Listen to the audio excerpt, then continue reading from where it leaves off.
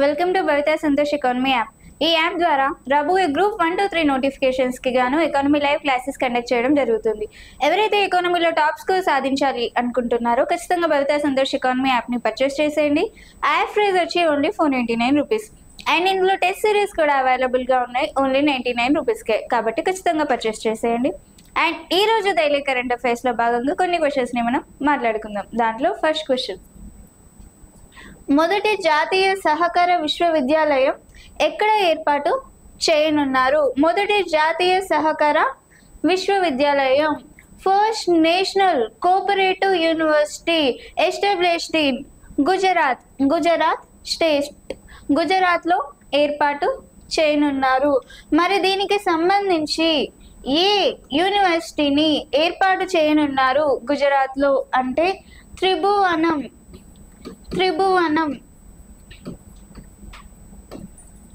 సహకార యూనివర్సిటీని ఎక్కడ ఏర్పాటు చేయనున్నారు? గుజరాత్లో ఏర్పాటు చేయనున్నారు. మరి సహకార మంత్రిత్వ శాఖ యొక్క కేంద్ర మంత్రిగా ఎవరు విధులు నిర్వహిస్తున్నారు? మరి సహకార మంత్రిత్వ శాఖ కేంద్ర మంత్రిగా అమిత్ షా ఉన్నాడు. ప్రస్తుతం అమిత్ షా అని చెప్పుకోవచ్చు. మొట్టమొదటి జాతీయ సహకార విశ్వవిద్యాలయం గుజరాత్లో ఏర్పాటు చేయనున్నారు. సెకండ్, ఏకగ్రీవ ఎన్నికను ఏ చట్టం ద్వారా ప్రకటిస్తారు లేదా ప్రకటిస్తారు? జాతీయ ఏకగ్రీవ ఎన్నికను ఏ చట్టం ద్వారా ప్రకటించేవారు ఒకప్పుడు అంటే మనకి ముందుగా ఈ ఏకగ్రీవం అంటే ఏంటి అంటే మనకి ఎన్నికల్లో ఒక వ్యక్తి నిల్చుంటున్నాడు అన్నప్పుడు ఆ వ్యక్తికి ప్రత్యర్థిగా ఎవరు నిలబడకపోతే ఆ వ్యక్తిని ఏకగ్రీవంగా ఎన్నిక చేసే విధానం అనేది ఉండేది. అంటే అతనికి ఎన్నికల్లో నిల్చున్నప్పుడు ప్రత్యర్థిగా ఎవరు పోటీ చేయకపోతే ఆయనని ఏకగ్రీవంగా ఎన్నుకునేవారు. మరి దీన్ని ఏ చట్టం ద్వారా అమలు చేసేవారు ఒకప్పుడు అంటే 1951 సెక్షన్ 53 క్లాస్ 2 ప్రకారం 1951 సెక్షన్ 53 క్లాస్ 2 ప్రకారం ఈ చట్టాన్ని అమలు చేసే వారు ఒకప్పుడు. మరి దీనికోసం ఏం చేశారు? ఇప్పుడు సుప్రీంకోర్టు ధర్మాసనంలో దీనిపై చర్చలు చేయడం జరిగింది. సుప్రీంకోర్టు ధర్మాసనంలో దేనికోసం అంటే ఒక వ్యక్తి ఏకగ్రీవంగా ఎన్నుకుంటున్నాడు, ఒక వ్యక్తి ఏకగ్రీవంగా ఎన్నికవుతున్నాడు ప్రత్యర్థి లేకుండా అన్నప్పుడు అంటే ఆ వ్యక్తికి ఏ ఓట్లు కూడా రావట్లేదు అంటే 0% ఓట్లతో అతను ప్రతినిధి ఎవరైతే ఉన్నారో చట్టసభలలో ఏ విధంగా కాలు మోపుతాడు లేదా ఏ విధంగా చట్టసభల్లో అడుగు పెడతాడు 0% ఓట్తో అన్న ఉద్దేశంతో సుప్రీంకోర్టు ధర్మాసనంలో ఎవరు అంటే జస్టిస్ సూర్యకాంత్ మరియు జస్టిస్ ఎన్ కోటేశ్వరరావు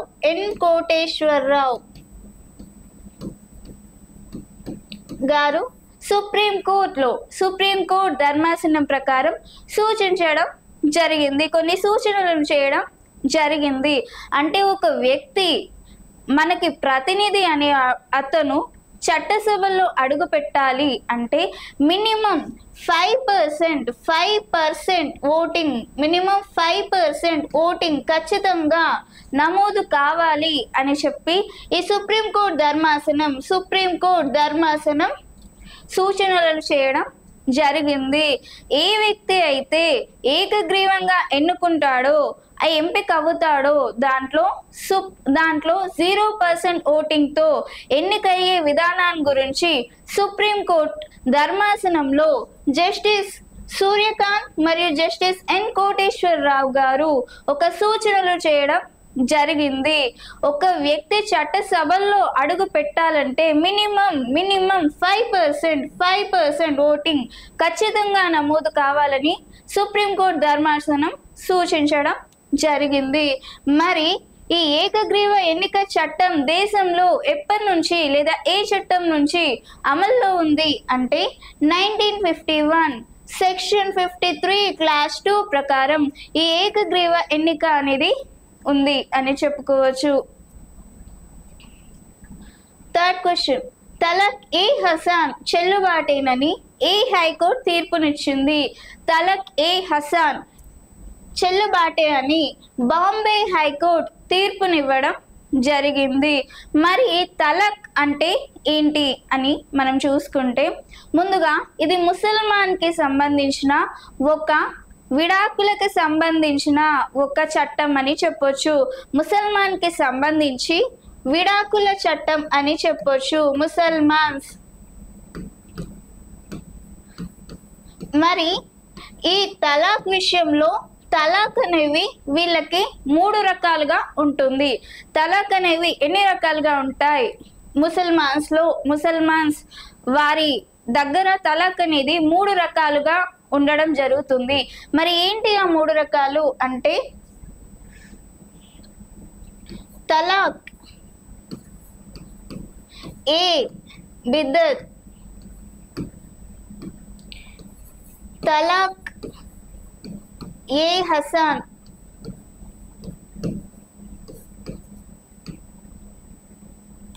మూడు తలాక్ ఏ హసాన్, తలాక్ ఏ బిద్దత్, తలక్ ఏ హసాన్, తలక్ ఏ హసాన్, తలక్ ఏ హసాన్, తలక్ ఏ హసాన్ మరియు తలక్ ఏ బిద్దత్. మరి తలక్ ఏ బిద్దత్ అంటే త్రిబుల్ తలాక్ అంటే ఇన్స్టాంట్ తలాక్స్ అని చెప్పొచ్చు. ఇన్స్టాంట్ గా ఒక వ్యక్తి ఇన్స్టాంట్ గా ఒక ముసల్మాన్ తన భార్యకి తలాక్ అని 3 సార్లు చెప్పాడంటే ఆయనకి ఖచ్చితంగా అప్పుడు విడాకులు అనేవి మంజూరు కావడం జరుగుతుంది. అంటే తన సిచ్యువేషన్, మెంటల్ స్థితి ఎలా ఉన్నా సరే, తను ఒక తాగిన మైకంలో చెప్పినా, కోపంలో చెప్పినా, ఏ విధంగా చెప్పినా 3 సార్లు తలాక్ అని ఒకేసారి చెప్తే అక్కడికక్కడే విడాకులు అనేవి మంజూరు చేసే చట్టం ఈ ముసల్మాన్స్ లో ఉంది అని చెప్పొచ్చు. మరి తలక్ ఏ హసాన్ అంటే తలాక్ ఒక వ్యక్తి తన భార్యకి 3 నెలల కాల వ్యవధిలో తలాక్ అని చెప్తే విడాకులు అనేవి మంజూరు అవుతాయి. మరి తలాక్ ఏ హసాన్ అంటే ఒక వ్యక్తి తలాక్ అని చెప్పిన తర్వాత 3 నెలల తర్వాత విడాకులు మంజూరు అవుతాయి. 3 నెలల్లో తలాక్ ని చెప్తే తలక్ ఏ హసాన్, 3 తలాక్ అని చెప్పి 3 నెలల తర్వాత విడాకులు మంజూరు అవుతే తలక్ ఏ హసాన్ అని చెప్పొచ్చు. దీంట్లో తలక్ ఏ హసాన్ మరియు తలక్ ఏ హసాన్ అనే 2 కూడా తలక్ ఏ హసాన్ మరియు తలక్ ఏ హసాన్ అనే 2 కూడా చట్టబద్ధమే అని సుప్రీంకోర్టు తీర్పు ఇవ్వడం జరిగింది. ఎందుకంటే దీనికి ఆలోచించడానికి కొంత వ్యవధి అనేది ఉంటుంది కాబట్టి. మరి తలక్ ఏ బిద్దత్ త్రిబుల్ తలాక్ ఇన్స్టాంట్ తలాక్ విధానాన్ని మాత్రం సుప్రీంకోర్టు రద్దు చేసింది. అంటే ఒక వ్యక్తి తలాక్ అనే 3 సార్లు చెప్తున్నాడు అంటే తను ఏ పరిస్థితుల్లో చెప్తున్నాడో అన్న ఉద్దేశంతో కూడా సుప్రీంకోర్టు దీన్ని తలక్ ఏ బిద్దత్ త్రిబుల్ తలాక్ ఇన్స్టాంట్ తలాక్ ని తీసేయడం జరిగింది. మరి రీసెంట్ గా తలక్ ఏ హసాన్ మరియు హసాన్ చెల్లుబాటేనని ఏ హైకోర్టు తీర్పు ఇచ్చింది అంటే బాంబే హైకోర్టు తీర్పు ఇవ్వడం జరిగింది. 4th, పశ్చిమ కనుమలలో మంచినీటి చేప జాతులను ఏ సంస్థ గుర్తించింది? పశ్చిమ కనుమలలో మంచినీటి చేప జాతులను CPAGR centre age aquatic genetic resources Peninsula Aquatic Genetic Resources అనే సంస్థ వారు ఈ మంచినీటి చేప జాతులను గుర్తించడం జరిగింది. మరి ఏ రాష్ట్ర నదులలో ఈ మంచినీటి చేప జాతులను గుర్తించారు అంటే కర్ణాటక మరియు కేరళ రాష్ట్రాల్లో కర్ణాటక మరియు కేరళ రాష్ట్ర నదులలో ఈ మంచినీటి చేప జాతులను గుర్తించడం జరిగింది. ఏ సంస్థ వారు గుర్తించారు? CPAGR అనే సంస్థ వారు గుర్తించడం జరిగింది. మరి ఈ మంచినీటి చేపలకు గల శాస్త్రీయ నామం ఏంటి అని చూసుకుంటే మంచినీటి చేపల యొక్క శాస్త్రీయ నామం లెబియోఉరా మరియు లెబియో చెకిడా అని చెప్పుకోవచ్చు. మంచినీటి చేపల యొక్క శాస్త్రీయ నామం లెబియోఉరా మరియు లెబియో చెకిడా అని వీటి శాస్త్రీయ నామం అని చెప్పుకోవచ్చు. మంచినీటి చేప జాతులని ఏ సంస్థ గుర్తించింది? CPAGR అనే సంస్థ గుర్తించింది. ఏ నదుల్లో గుర్తించింది? కర్ణాటక మరియు కేరళ రాష్ట్ర నదులలో ఈ మంచినీటి చేప జాతులని గుర్తించడం జరిగింది. వీటి శాస్త్రీయ నామం వచ్చి లెబియోఉరా మరియు లెబియో చెకిడా అని చెప్పుకోవచ్చు. వీటి శాస్త్రీయ నామం.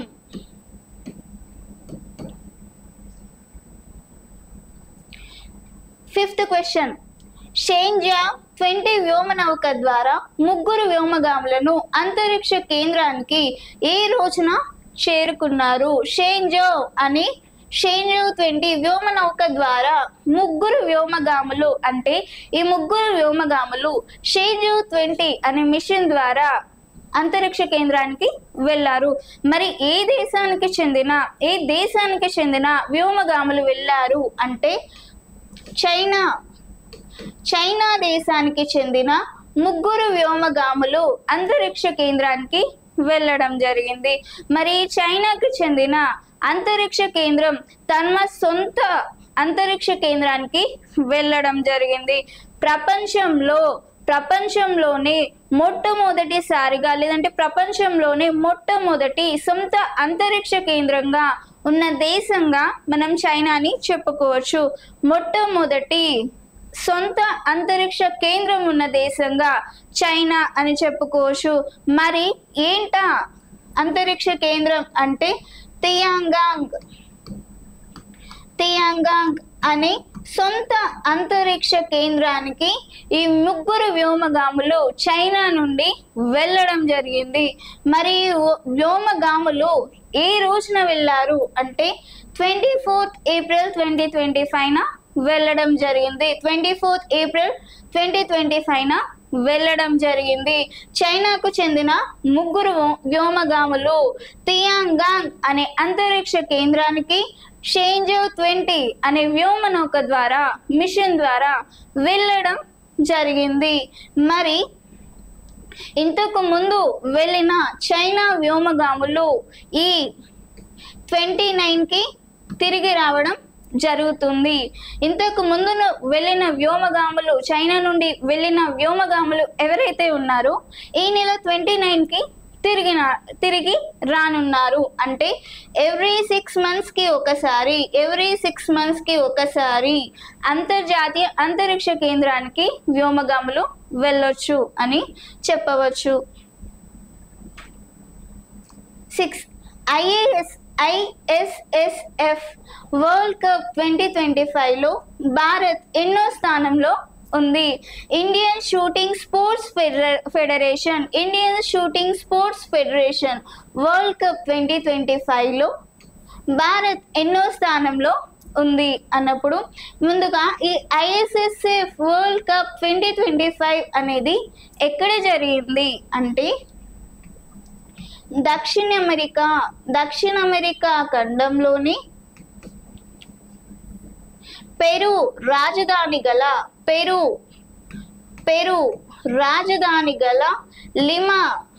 లిమాలో ఈ ISSF వరల్డ్ కప్ 2025 జరగడం జరిగింది.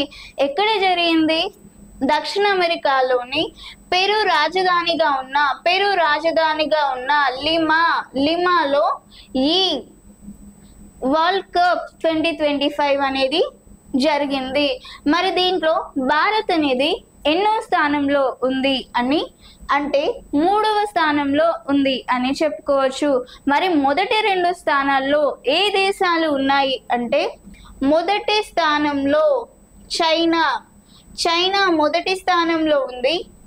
2వ స్థానంలో యుఎస్ఏ అమెరికా సెకండ్ ప్లేస్లో ఉంది అని చెప్పుకోవచ్చు. ఫస్ట్ ప్లేస్లో చైనా, సెకండ్ ప్లేస్లో యుఎస్ అండ్ థర్డ్ ప్లేస్లో భారత్ ఉంది అని చెప్పుకోవచ్చు. మరి ఈ థర్డ్ ప్లేస్లో ఉన్న భారత్కి ఎన్ని పతకాలు లభించాయి అని చూసుకుంటే మొత్తంగా దీంట్లో ISSF వరల్డ్ కప్లో భారత్కి రెండు స్వర్ణ పతకాలు,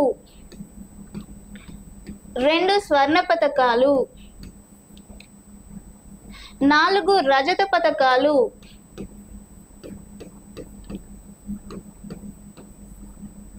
1 కాంస్య పతకం లభించింది. 2 స్వర్ణ పతకాలు, 4 రజత పతకాలు, 1 కాంస్య పతకం అనేది లభించింది.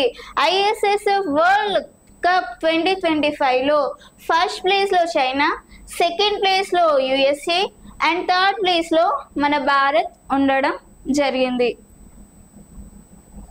7th ప్రపంచ మలేరియా దినోత్సవం ఏ రోజున జరుపుకుంటారు అంటే 25th ఏప్రిల్ని ప్రపంచ మలేరియా దినోత్సవంగా జరుపుకుంటారు. మరి ఏ రోజు నుంచి ఈ 25th ఏప్రిల్ని మలేరియా దినోత్సవంగా జరుపుకుంటారు అంటే 2007లో WHO యొక్క 68th జనరల్ మీటింగ్లో భాగంగా దీని గురించి చర్చించడం జరిగింది. ఎప్పుడు? 2007 WHO 68th జనరల్ మీటింగ్లో భాగంగా ఈ 25th ఏప్రిల్ని మలేరియా దినోత్సవంగా ప్రకటించాలి అని మాట్లాడుకోవడం లేదా వివరించడం జరిగింది. ఎప్పటి నుంచి అంటే 2007 నుంచి 25th ఏప్రిల్ని ప్రపంచ మలేరియా దినోత్సవంగా జరుపుకుంటాము అని చెప్పొచ్చు. Times higher education Asia rankings 2025 ప్రకారం ఇండియన్ ఇన్స్టిట్యూట్ ఆఫ్ సైన్సెస్ ఏ స్థానంలో ఉంది? Times higher education Asia rankings ప్రకారం అంటే ఇది ఆసియాకి చెందిన ర్యాంకింగ్స్, విద్యా సంస్థల ర్యాంకింగ్స్ అని చెప్పుకోవచ్చు, లేదంటే ఆసియాకి చెందిన ర్యాంకింగ్ సిస్టమ్ అని చెప్పుకోవచ్చు.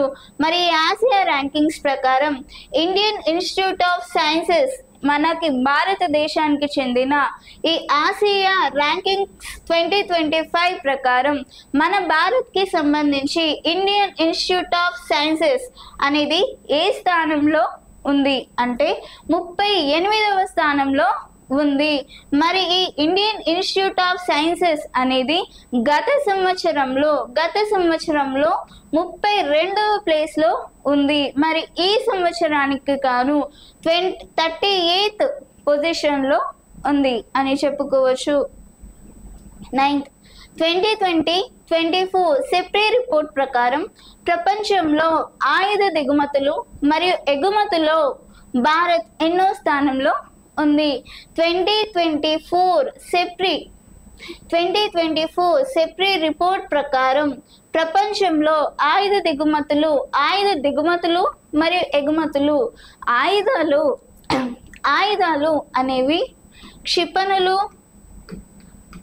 క్షిపణులే కావచ్చు, తుపాకీలే కావచ్చు, లేదంటే యుద్ధ ట్యాంకులే కావచ్చు, మరి వీటి యుద్ధ ట్యాంకులే కావచ్చు,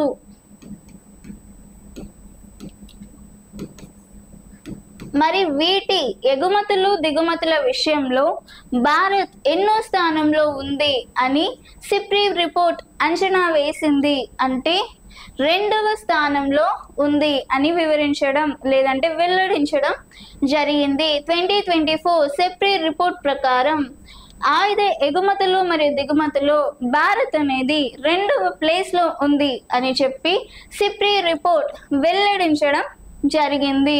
మరి ఫస్ట్ ప్లేస్లో ఏది ఉంది అంటే ఉక్రెయిన్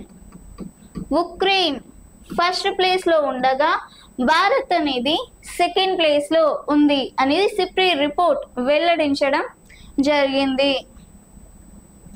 10th 2025 పహల్గామ్ ఉగ్రవాద కాల్పుల ద్వారా ఎంతమంది మరణించారు? ముందుగా ఈ 2025 పహల్గామ్ అనేది కాశ్మీర్లోని ఇది ఒక కాశ్మీర్ యొక్క పర్యాటక ప్లేస్గా చెప్పుకోవచ్చు. కాశ్మీర్లోని పర్యాటక ప్లేస్ మొట్టమొదటిసారిగా ఇది 22 ఏప్రిల్ 2025 దీనికి సంబంధించిన దాడి అనేది జరిగింది. ఎప్పుడు 22 ఏప్రిల్ 2025 ఇది ఒక విషాదకర సంఘటనగా మనం చెప్పుకోవచ్చు. ఎందుకంటే కాశ్మీర్లోని ఒక పర్యాటక ప్లేస్లో ఈ కాల్పులు జరగడం అనేది తీవ్రమైన సంఘటన అని చెప్పుకోవచ్చు. ఇది ఒక పర్యాటక ప్లేస్, ఎంతో మంది టూరిస్టులు వాళ్ళకి మైండ్ స్ట్రెస్ రిలీఫ్ కోసం కానీ కొంతమంది న్యూలీ మ్యారీడ్ కపుల్స్ కానీ చాలా ఆనందంగా ఈ కాశ్మీర్లోని పెహల్గామ్ దగ్గరికి విజిట్ చేయడానికి వెళ్ళిన వారిపైన దాడులు జరపడం అనేది చాలా తీవ్ర సంఘటనగా చెప్పుకోవచ్చు. ఇది ఒక విషాద సంఘటనగా చెప్పుకోవచ్చు. మరి దీంట్లో ఎంతమంది చనిపోయారు అంటే దాదాపుగా 20 మంది చనిపోవడం జరిగింది. దీంట్లో టూరిస్ట్ విజిట్ ప్లేస్లో న్యూలీ మ్యారీడ్ కపుల్స్లో ఒక అమ్మాయి వాళ్ళ భర్తని తన కళ్ళ ముందే చంపడం చాలా విషాదమైన సంఘటన అని చెప్పుకోవచ్చు. దీనికి సంబంధించి మన భారత ప్రభుత్వం 23rd ఏప్రిల్న ఆపరేషన్ తిక్క పేరుతో ప్రతీకారం తీర్చుకుంటుంది. దీనికి సంబంధించి 23rd ఏప్రిల్లో ఆపరేషన్ తిక్క పేరుతో దీనికి సంబంధించి ప్రతీకారం తీర్చుకుంటుంది. దీంట్లో దాదాపుగా 28 మంది పర్యాటకులు చనిపోయినట్టుగా చెప్పడం జరిగింది. అయిన క్లాస్ మీకు నచ్చుంటే ఖచ్చితంగా వీడియోని లైక్ చేయండి, వీలైనంత మందికి షేర్ చేయండి అండ్ ఖచ్చితంగా ఛానల్ని సబ్స్క్రైబ్ చేయండి. Thank you.